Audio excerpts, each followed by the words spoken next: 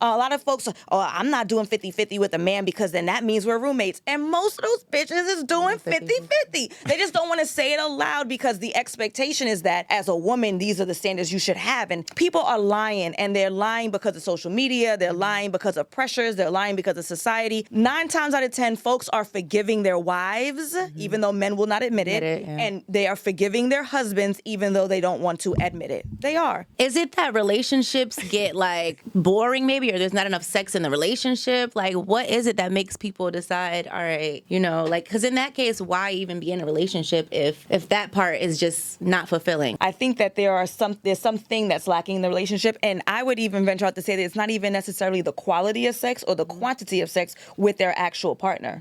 It's not even that. I think sometimes people don't feel seen. They don't feel appreciated. It's the attention that this new person offers. A lot of times, especially if you speak to women, they don't even intend on the sexual act. They don't even intend, like, they don't even care about actually having sex with this outside person. It's the phone calls. It's the text messages. It's the compliments. It's the gifts. It's the dates that are more attractive. And then by default, eventually, like, well, I might as well have sex because that's the direction we're going in. But it's not even about the sexual act many times. So there's been possible times that you considered doubling back to an ex. What was the one thing that was pulling you back personally into that old relationship? Just the vibe. Loneliness. Damn. Just the vibe. I'm just. Oh, the loneliness. It was, my heart wasn't aching to go back. I don't get lonely. Like, I didn't like miss him that bad, but I was just like, all right, I'm real bored. He not even texting me no more. Like, all right, I'm gonna text him. I'm gonna see what's up. A lot of times our partners be our best friends. Like, we talk every single day, multiple times a day. Like, you miss your best friend. So it's not even an issue of that person being the shit, but it's like, damn, like, I didn't get a text this morning and no one asked me if I ate today. That's what you miss. It's like you miss relationship shit, not necessarily that person. Like, anyone could have been in that slot, but now I don't have nobody who's going to talk to me while I drive home. I don't have anybody to complain about my job to. Like, just missing that engagement. Everybody needs a friend.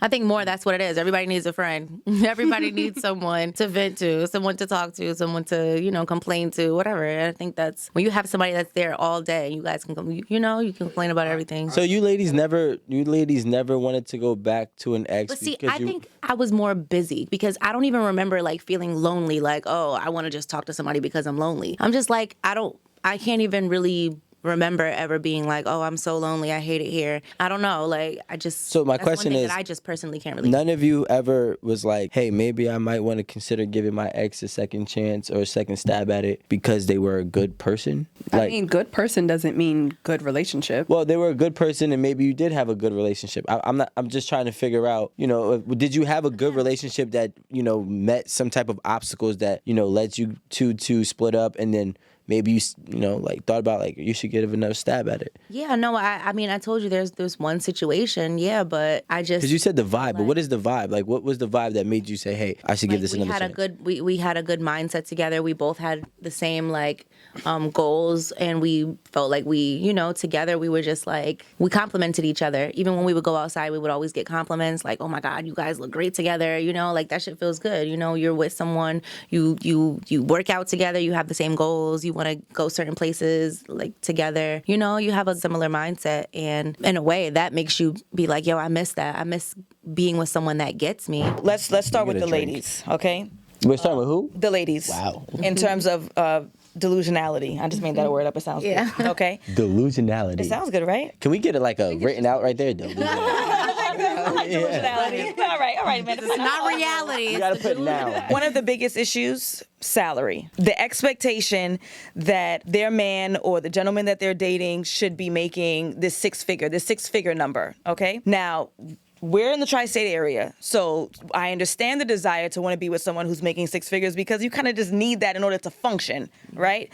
But this expectation that that's what someone should be earning in order for them to be worthy of you is impractical, and I'm going to tell you why. That they could lose their job in any given moment. So if you're giving someone a chance based on how much money that they make, and tomorrow they are unemployed and homeless or whatever it is, then you're now stuck with the dude who's unemployed or homeless because you only messed with him because of how much money he made. Secondly, it's not about how much money you make, it's how you manage it. Somebody could be the top cardiologists at a hospital making $400,000 and they own 10 cars and they have 4 houses that they're underwater and they're paying child support and alimony and they're broke every week. So looking at a specific figure as a measure of whether or not you should date someone is problematic and it's not going to work. So that's one of the biggest issues that I see with the ladies. Secondly, with the ladies, height. In what world does someone's height dictate how well they're going to treat you or how good of a husband or father they're going to be? There's nothing about that man's height that's going to make him a better human being. So, and again, I'm not saying that you should be dating folks who are necessarily like super shorter than you, but you're 5'2" and he has to be 6 feet. Why? Yeah, Why? It's unreasonable. Even in your tallest heels, he's still going to be taller than you. And I understand generally the idea is the taller the man, the bigger the man, the more likely he is to protect you. It's more animalistic than it is like reality, but still impractical. The gentleman. There's this desire to have a woman who has this very particular physique, especially for black women, right? Usually bigger titties, smaller waist, flat stomach. However, usually the women who look like that are going to have higher expectations than what that man can afford. And it's not nice to say, but if she's getting tons of attention and she's this really beautiful woman with this amazing physique, then that means that usually she's going to date the kinds of guys who do have the 6 figures, who are taller, right? Who are more seemingly attractive. You probably can't afford the lifestyle that she's going to ask for. So it's unrealistic to have this, I want a woman that has this body, or I want a woman who looks like this, and we're not looking at her personality, we're not looking at her behavior, we're not looking at her traits, and then you're surprised when she's an airhead, or you're surprised when she's a bitch. Well, that's what you wanted, that's what you got, so you're going to do what you deserve. Thoughts? I know it's mad quiet. Well, first of all, I want to say I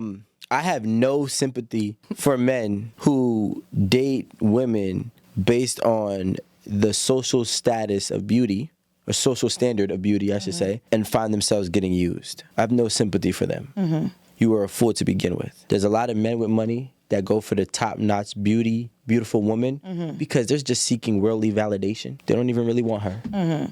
They want the validation that comes with her. And I just think that, they're fools. And I've been trying to tell them to stop doing this tricking shit because if they stop doing this tricking shit, then they'll get the girl that really likes them. I feel like the girls with this physique, it's paid for. It's paid for, that's one. So I feel like it shouldn't be surprising to know that this type of woman needs to be spent on. Airheads specifically, I'm not sure about all of that because I don't really feel like they're airheads, I tell you, specifically.